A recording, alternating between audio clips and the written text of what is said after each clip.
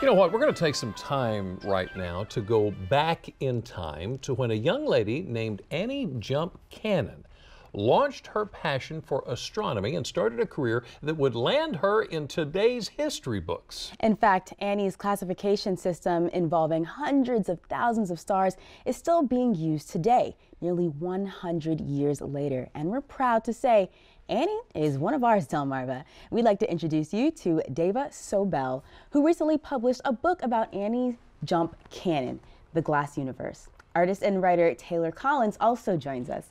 Ladies, thank you so much for being with us today. Happy to be with you. Yeah, so Annie's known as the census taker of the sky.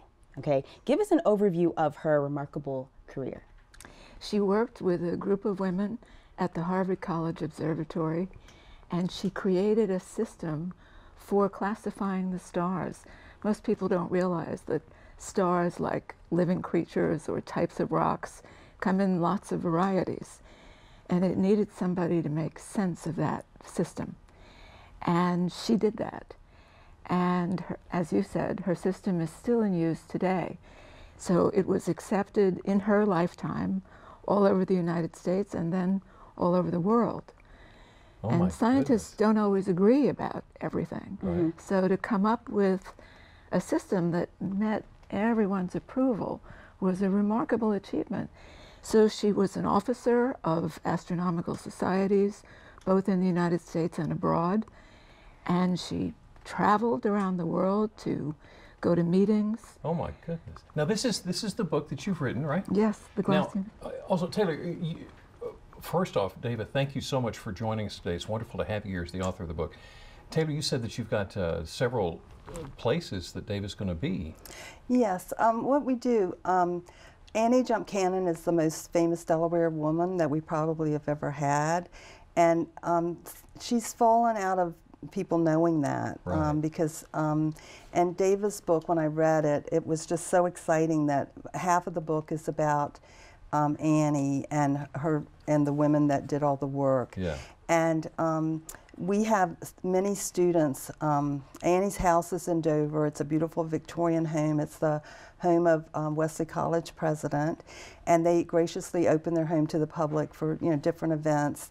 And one of the events is the Annie Jump Cannon birthday celebration. We're going to talk more about that here in just a second because I want to hear about this. Let me ask you real quick though. She was deaf? Yes, she had scarlet fever when she was young as a college student, and then never recovered her hearing. But she wore a hearing aid, yeah. So she was able to communicate. And among her papers at Harvard are boxes full of programs from concerts and operas. So she remained a music lover despite her hearing impairment. That is remarkable. Yeah. All right, so ladies, let's talk about Annie Jump Cannon's birthday celebration.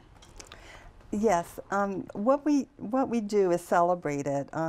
It started out, this is the third year we've done it, and this, what we did the first year is we had a birthday cake, and we had someone come. Linda Chatfield is the one we've chosen to be the first person interpreter. She comes as Annie. And Annie's buried in Dover. She's an old established family. The Cannon family is very well known. And so what we do is we lay stars and flowers on her grave, and then we go back to her house, and actually it's the house she was born in and the house that she lived in for over 30 years in Dover. And the music room is there where she played the organ. Oh my. And she also played the organ in the Methodist church. And she would bring down the ceiling literally. Oh, and the cool thing now is when I was reading Dava's book, there's a white marble mantle in the women's parlor, yeah. And that is where she first saw a candelabra that had prisms, and on the prisms were stars, and she held it in her hand as a child. How about that? Okay, I hate to move you along here, but I'm running out of time real quick. Tell me real quick about the essay contest. Yeah, the focus we really are trying to do is get the children interested in history. So the mayor agreed to do an essay contest, and we had 6 schools participate. in the Caesar Rodney and Capital School District. And the winners are going to get to read in the Old State House on Saturday morning. That's awesome. Yeah, and we're excited about that. And we're also incorporating the Canon Scholars. Wesley College has a lot of Canon Scholars that are in the STEM program. And we are also featuring them. They're going to be doing a panel Friday evening at the Old State House with Dava, and we've had them at several events. It's a huge event going on. Yeah, yeah. Days and days. Yeah. Yes, days and days. Let's get the event details of the birthday celebration.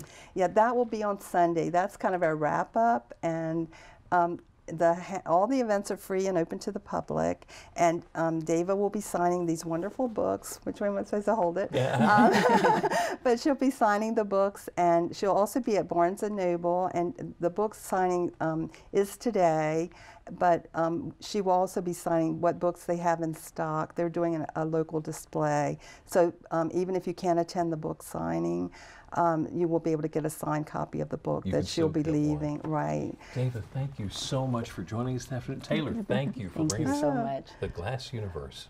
Neat stuff here.